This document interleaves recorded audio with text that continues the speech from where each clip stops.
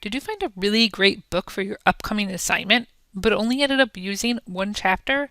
No need to cite the entire book, just cite the chapter you used. But which of the core elements are needed to create a works cited entry for part of a book? Let's take a look. Starting from the top of the core elements list, we need to look for the author of our source. In this case, it will be the author of the chapter we are citing, Vincent M. Gain. Next, we need to look for the title of the source, or the chapter of the book we're citing, Thor, God of Borders, Transnationalism, and Celestial Connections in the Superhero Film.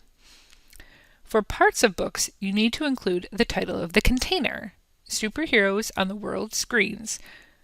We also need to include other contributors, or in this case, the book editors, Raina Dennison and Rachel Midseat Ward.